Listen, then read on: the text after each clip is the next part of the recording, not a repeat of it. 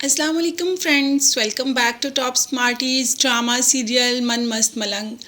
जब से रिया को इस बात का पता चला है कि कबीर की मंगनी हो गई और उसके बाद उसने कबीर को किसी और लड़की के साथ भी देख लिया, अब रिया से ये बर्दाश्त करना बहुत मुश्किल है। जब कबीर से मिलके इस बात का गिला करती है तो कबीर कहता है कि तुम्हें तो मुझसे मोहब्बत है नहीं, तुम तो मुझसे शादी करोगी नहीं, तो फिर मुझे किसी और का होने दो, या मुझे अपना बना लो और या मुझे किसी और का होने दो। रिया अपना बनाना चाहती तो है मगर क्या करे, मजबूर है अपनी फैमिली के हाथों। मगर कबीर को किसी और के साथ देखकर तो उसका दिल दुख रहा है। हर वक्त रोते चीखते चिल्लाते ही उसका गुजर जाता है और आखिरकार दिल के हाथों मजबूर होकर पहुंच जाती है रात के उस पहर कबीर से मिलने के लिए कबीर के घर। और बस जाते ही अपनी मोहब्बत का इजहार कबीर से कर ही देती है।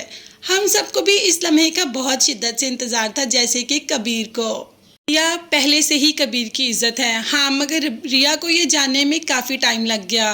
अब रात के इस पहर उसके कमरे में अकेली, तो कबीर क्या कर सकता था? सब कुछ कर सकता था, मगर रिया उसकी इज्जत है और वो तो इसी बात पे बहुत खुश है कि रिया ने उससे शादी के लिए हाँ कर दी। तो बस बड़ी इज्जत से उसको चादर उड़ा के घर भेज देता है। और दूसरे ही दिन रिया कहती है कि मुझे दरगाह जाना है, शुक्राने की नफल अदा करने हैं कि हम दोनों एक दूसरे के साथ हैं। तो बस कबीर भी चला जाता है रिया के साथ और दोनों ही शुक्राने के नफल अदा करते हैं।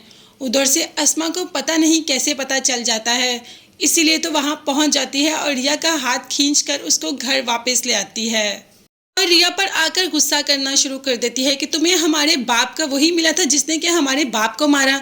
अब रिया कह देती है कि वो बचपन की नादानी थी और उसने जानबूझकर ऐसा कुछ नहीं किया, जो भी हुआ वो गलती से हुआ। मगर अस्मा रिया पर काफी चीखती चलाती है और सिकंदर बिल्कुल चुपचाप एक साइड पे खड़ा होता है, वो तो कुछ बोलता ही नहीं। उसे कबीर वैसे ही अच्छा लगना शुरू हो गया जब से कबीर ने उसको प्रोजेक्ट दिया और रिया के लिए इससे बेहतर तो कोई हो ही नहीं सकता।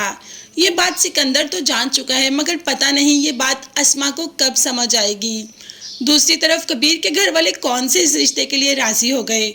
कबीर की माँ तो सख्त गुस्से में आ जाती है और कह देती है कि बचपन की मंगनी रंग ले ही आई, मगर एक बात कान खोल कर सुन लो, मैं तुम्हारी शादी उस रिया से कभी भी नहीं करवाऊंगी। ये सुनकर वफा तो खुश हो जाती है क्योंकि वो कबीर की शादी अपनी बहन से करना चाहती है। मगर कबीर अपनी माँ को जवाब देता है कि रिया मेरी किस्मत की लकीरों में लिख दी जा चुकी है। तो माँ कहती है कि ठीक है, उन लकीरों को मिटा दो। ऐसा ही करता है कबीर, अपना हाथ एक जोरदार नुकीली चीज पर मारता है और अपने हाथ को जख्मी कर लेता है और उन लकीरों को मिटाने की कोशिश करता है। माँ तो अपने बेटे की ऐसी हालत देखकर तड़प कर रह जाती है, जल्दी से जाकर उसे पकड़ती है और ना चाहते हुए भी रिया का रिश्ता लेकर पहुंच ही जाएगी और अस्मा भी सिकंदर और रिया के हाथों मजबूर होकर हाँ कर ही देगी। तो फाइनली बहुत जल्द हम इन दोनों को एक दूसरे के साथ देखेंगे। तब तक के लिए आप चैनल को लास्ट में सब्सक्राइब कर लीजिएगा। नेक्स्ट वीडियोस तक के लिए अल्लाह हाफिज, bye bye and take care.